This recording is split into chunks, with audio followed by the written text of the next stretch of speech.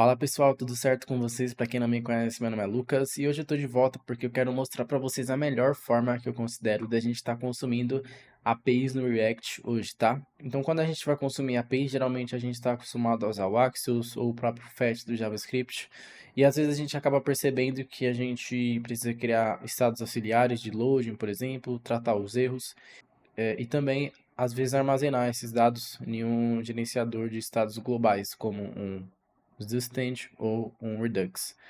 E isso acaba, às vezes, aumentando a complexidade do nosso projeto e a gente acaba gastando tempo com isso. O React Query ele vem justamente para abstrair isso para a gente, facilitar o nosso desenvolvimento.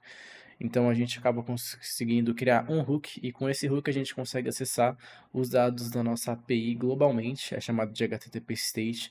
Ele já também vem com funções embutidas para carregamento e erros também, tá? Então é isso que eu vou estar mostrando para vocês hoje. Então eu estou aqui com uma tabela que eu criei, uma tabela bem simples. Ela tem aqui uns componentes do ChatCN, mas se a gente olhar não tem nada dinâmico, né? Então eu só criei para a gente começar. Isso vai estar lá na branch start aqui do repositório, tá? Se vocês quiserem acompanhar junto comigo.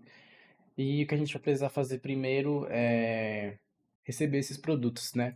E eu criei aqui um mock em produtos, simulando, né, que a gente está recebendo esses dados de uma API, aqui uma lista de produtos, né? E eu exportei isso e estou consumindo aqui, né, dinamicamente. Estou simulando que isso aqui é um mock de uma resposta de uma API, tá? E a primeira coisa que nós vamos precisar fazer é instalar o React Query, né? Então, e aí para nós fazermos isso, nós vamos digitar npm e @tanstack barra React Query. E aí, beleza, aqui vai estar instalado já o React Query. Uma vez que nós instalamos o nosso React Query, nós vamos precisar envolver a nossa aplicação em um provider do React Query. Eu vou importar ele aqui, é o Query Client, tá? E aí nós vamos envolver a nossa aplicação dentro desse Query Client. E a gente precisa também de, a gente colocou o provider, a gente precisa de um Query Client, né? Também para funcionar. E aí eu vou criar aqui dentro um arquivo chamado React Query. E dentro eu vou importar o Query Client e vou exportar ele aqui. E aí a gente pode vir aqui em Client igual a... E aí beleza. A gente pode voltar aqui e a gente vai ver que a nossa aplicação está funcionando. Eu só preciso voltar aqui. E voltando aqui a gente vai ver que está funcionando, né? E agora nós precisamos consumir esses produtos, né, através do React Query. Antes disso, eu vou colocar aqui nos products um tempo e eu vou transformar eles em assíncrono, né, porque a gente está simulando que esses dados vão vir de uma API, né, e as requisições são assíncronas. Então eu vou chamar isso de uma função getProducts e aí nós vamos ter nessa função a array sendo retornada. Vamos envolver aqui, né, dentro da função. E eu vou colocar um delay de 1 segundo, tá? Então eu vou colocar aqui, ó, wait, new promise, resolve. E desse resolve nós vamos ter, sendo retornado, um timeout de 1 segundo. 1 segundo tá bom. E assim nós vamos ter esses dados retornados. E aí, obviamente, aqui no nosso app.testx vai quebrar, né? Porque agora a gente vai ter uma função assíncrona. Então, aqui na nossa app, a gente vai agora começar a usar o React Query. Então, eu vou importar aqui o use query do Tanstack React Query e vou importar a nossa função que a gente acabou de criar, que é a getProduct, tá? De data product. Beleza. Aí agora a gente vai vir aqui e vamos falar, né, que nós vamos ter um data products e a gente vai falar para o React Query que a gente vai usar, né, esses dados como um tipo chamado product. Então, eu vou passar aqui um tipo chamado de product. É um array de product que nós vamos criar esse tipo.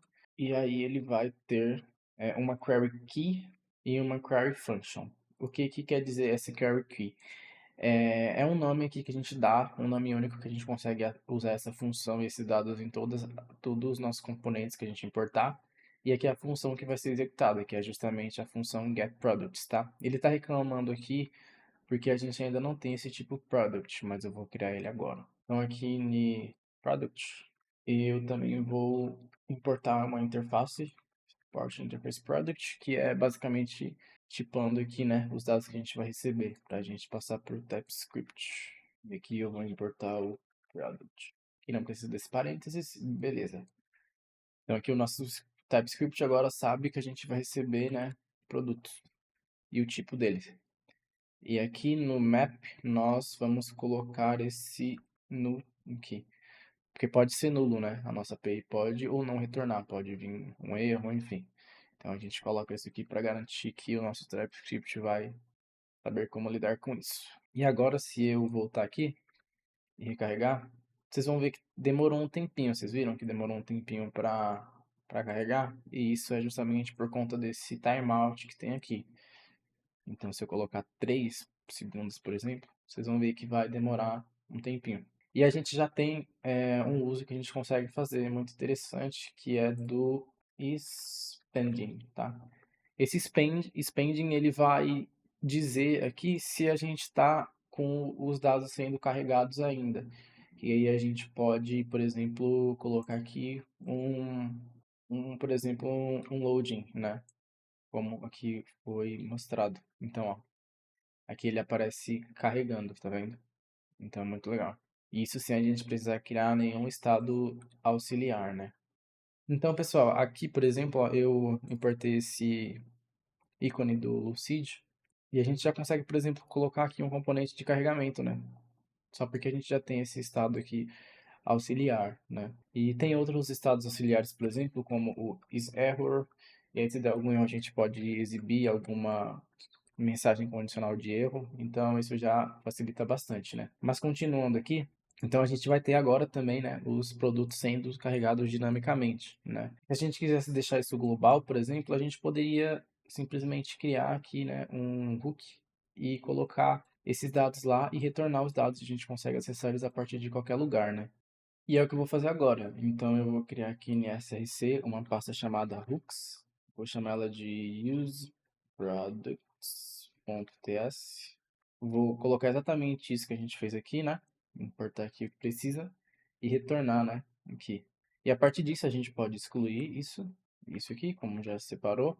E aí nós vamos criar uma conta aqui, ó, use product. Aqui, e aí nós temos data do tipo products e spending.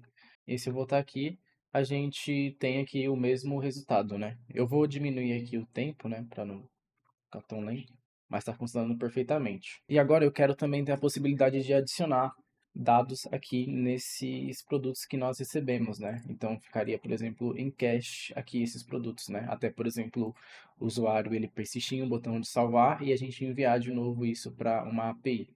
Como que a gente vai fazer isso?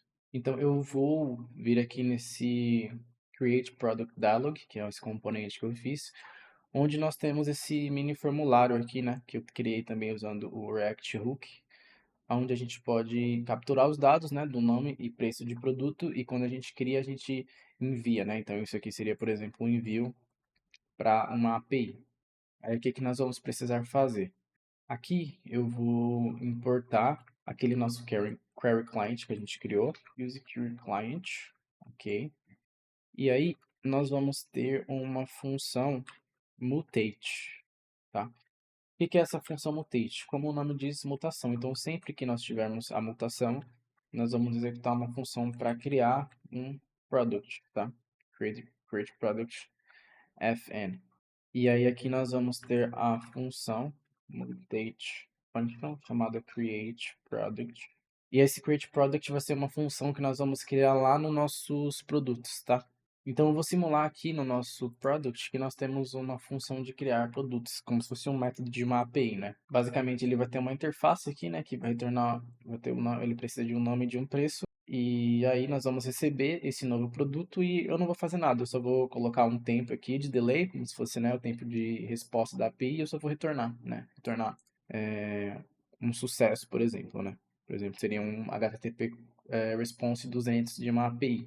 E é isso. E aí o que eu vou fazer é importar essa função aqui, né? Então import create product e vamos importar o tipo aqui, né? Product. E aí a gente vai usar essa função quando houver essa mutação, né? nós vamos usar aqui, né? Como mutate, aqui não precisava ter. E aí, quando a gente tiver sucesso, né? Um success, nós vamos ter os dados de product, mas eu não vou usar, e variables, tá? Precisamos passar esses dois aqui. E nessa função nós vamos pegar aqueles dados lá que a gente tem salvo aqui. Esses dados eles ficam salvos em cache. Então a gente vai pegar eles e a gente tem uma função aqui, ó, queryClient.get query data. Nós vamos pegar esses dados de products, as products, tá? E nós vamos adicionar esse novo produto que nós estamos enviando, né? E aí, para fazer isso, nós vamos vir aqui, ó, queryClient.setQueryDataProducts, tá? E basicamente é isso. Então, o que está acontecendo? Eu estou enviando esses dados aqui que eu recebo do meu formulário para minha API, né? Através dessa função. Eu recebo esse retorno e eu não faço uma requisição nova. Como eu já tenho os dados aqui, né? Já tinha da primeira requisição, eu sei que eu só adicionei um produto. Então, eu pego esses meus dados em cache, né? Os dados que eu já tenho aqui, feitos da primeira requisição, e eu somente adiciono o produto novo aqui nele, sem que eu precise fazer uma nova requisição para isso, tá? Então é isso que a gente está fazendo. E aí, como que eu sei que os meus dados em cache, eles estão aqui, né? Em products? Porque aqui no nosso React Query, em Use Products, quando nós criamos essa função de pegar os produtos, nós temos uma key para ela, lembra? Então, ela fica todos os dados aqui e a função fica acessível através dessa chave. Então, é isso que nós estamos fazendo ao passar products aqui, tá? E aí nós vamos pegar, né, e agora adicionar os produtos o produto que nós acabamos de enviar, né? E para fazer isso, nós vamos precisar passar aqui o data, né, como product, o tipo, né? E aí, sabendo que nós temos um array de product, nós vamos pegar aqui e simplesmente retornar todos os dados que nós já tínhamos em cache, junto com o produto novo, né? Então, ele ficou aqui, ele veio em variables, né, pra gente. Então, eu vou gerar um ID aqui único para ele, aleatório, que ele precisa, né? E vou colocar aqui o name que a gente está recebendo e o price, tá? E é use mutation, e aqui é mutation fn, que é sucesso com os dois Cs, tá? E aí, o que nós vamos fazer agora é usar, né, isso. Então, a gente vai ter uma function chamada handle create product, que vai receber, né, os dados do product create schema. E aqui nós vamos dar um try, né, chamar essa função que nós acabamos de criar. Aqui, create product fn name, passando o data.name e o data.price. E vamos ter um catch, né? Teria um possível erro aqui, que poderia vir da API. E eu colocaria aqui um alert, erro ao criar produto, por exemplo. E aqui o que eu vou fazer é que no onSubmit, nós vamos ter dentro aqui de handle submit essa função sendo chamada, né? Que é a função handle create product, tá? Essa aqui. Precisa ficar aqui fora. E aí, beleza. Então, lembrando que isso aqui também poderia ficar em um hook separado, né? E isso aqui seria, por exemplo, a função que seria responsável por chamar lá a nossa API e fazer um post, por exemplo, né? Mas aqui, como eu tenho os produtos salvos aqui em cache, eu estou utilizando eles, né? Mas ele vai fazer a mesma coisa que a nossa outra função aqui, useProduct, estava fazendo, né? Ao receber os produtos, tá? Só para deixar claro isso. E aí, se a gente vir agora aqui na nossa tabela e tentar adicionar um produto, por exemplo, o chocolate, vocês vão ver que foi adicionado aqui um chocolate, tá? E aí, se eu vim aqui em Network, vocês vão ver que tudo isso, né, está utilizando o cache. Então, quando eu recarrego, seria feito, por exemplo, uma única requisição aqui nesse momento para pegar os produtos da API e depois disso, né, quando eu adiciono um produto aqui, por exemplo, ele seria adicionado ao produto que tem cache, né? Então, vocês veriam aqui que tudo aconteceria dinamicamente. E vocês podem ver no caso que aqui não está sendo gerado nenhuma requisição, né? Porque eu estou fazendo tudo isso em cache, tá? Então, é muito legal o uso que a gente consegue fazer com React Query e a gente também pode utilizar isso, né? De uma forma mais inteligente para deixar o nosso código mais limpo aí, né? E ter mais produtividade trabalhando com APIs aí, tá? Então, pro vídeo de hoje é isso. Eu espero que vocês tenham gostado. Se vocês gostaram, não esqueça de deixar um like, se tiver algum comentário também.